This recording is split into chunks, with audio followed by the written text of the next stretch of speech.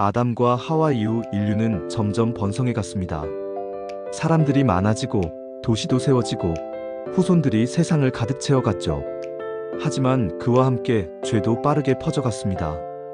처음 가인과 아벨의 비극 이후에도 죄의 물결은 멈추지 않았습니다. 가인의 후손 중에는 살인을 자랑스럽게 말하는 사람까지 나타났습니다. 라멕이라는 인물은 이렇게 말합니다. 가인을 해친 사람은 벌을 받지만 나를 해치는 사람은 77배로 벌을 받을 것이다. 폭력과 교만이 인간 사회 안에 깊이 뿌리를 내리기 시작한 겁니다. 하나님께서는 이 모습을 가슴 아프게 바라보셨습니다. 사람들이 마음속으로 끊임없이 악한 생각을 하고 죄짓기를 멈추지 않았습니다.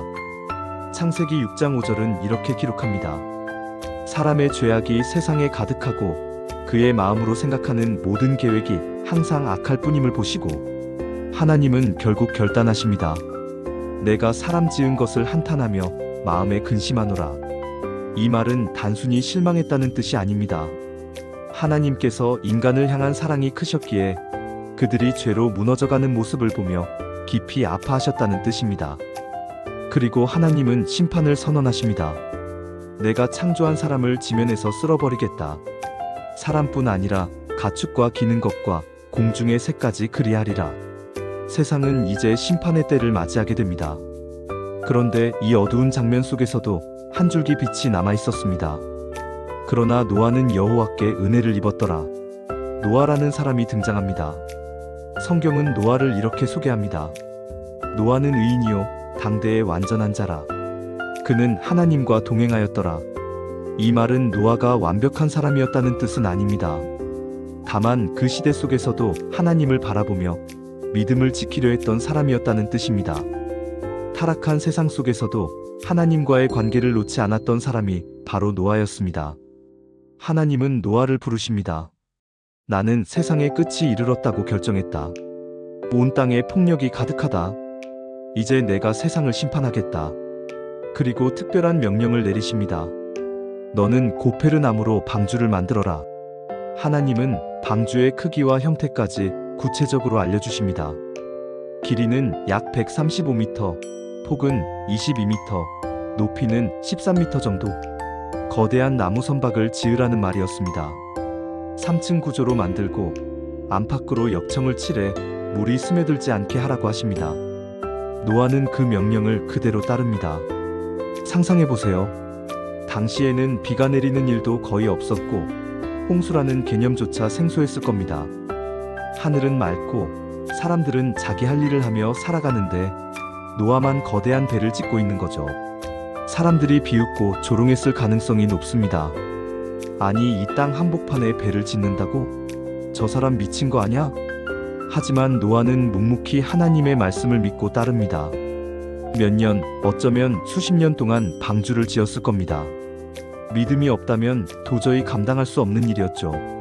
하나님은 노아에게 또 말씀하십니다. 너와 네 아내, 네 아들들과 며느리들을 방주에 들이거라.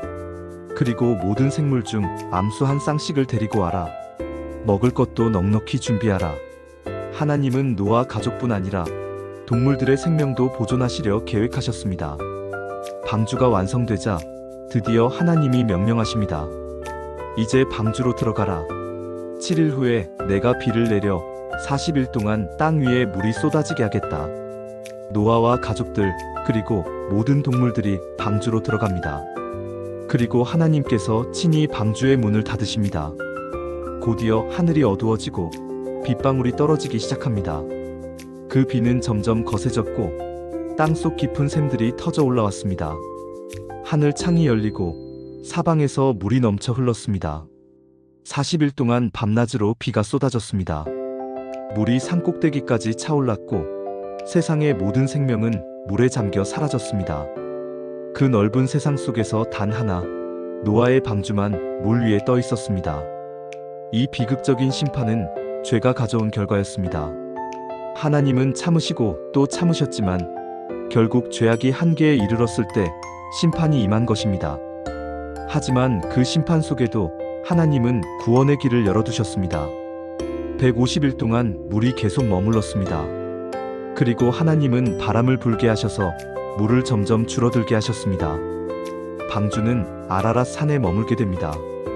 노아는 기다리며 몇 번씩 바깥을 확인합니다. 까마귀를 날려보내고 비둘기를 날려보냅니다. 비둘기는 처음엔 돌아왔지만 두 번째엔 감람나뭇잎을 물고 돌아옵니다. 노아는 땅에 물이 많이 빠졌다는 걸 알게 됩니다.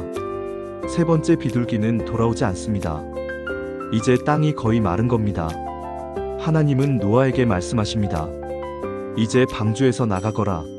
네 가족과 함께 그리고 너와 함께 했던 모든 생물들도 함께 나가게 하여라. 노아는 방주에서 나와 가장 먼저 하나님께 제사를 드립니다. 감사의 예배였죠. 하나님은 그 제사를 받으시고 말씀하십니다.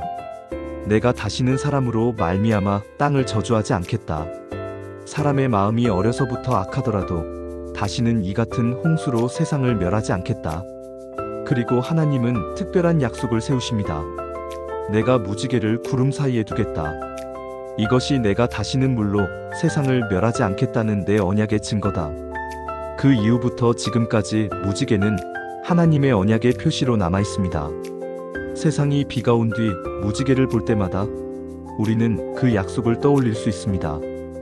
하나님은 심판하시지만 동시에 자비를 베푸시고 다시 시작할 기회를 주시는 분이십니다. 이 노아의 방주 이야기는 단순히 오래된 동화 같은 이야기가 아닙니다. 이 안에는 인간의 죄, 하나님의 심판, 그리고 하나님의 구원의 본질이 담겨 있습니다. 하나님은 죄를 미워하십니다. 하지만 사람을 끝까지 포기하지 않으십니다. 노아의 믿음처럼 우리도 세상 속에서 하나님의 말씀을 붙잡고 살아갈 수 있습니다. 비록 세상이 죄로 물들어간다 해도 하나님은 믿음을 가진 사람을 찾으시고 구원의 길을 열어주십니다. 노아의 방주는 오늘날 우리에게도 이렇게 말합니다. 하나님은 여전히 기다리신다. 네가 방주로 들어오기를, 구원의 길 안으로 들어오기를.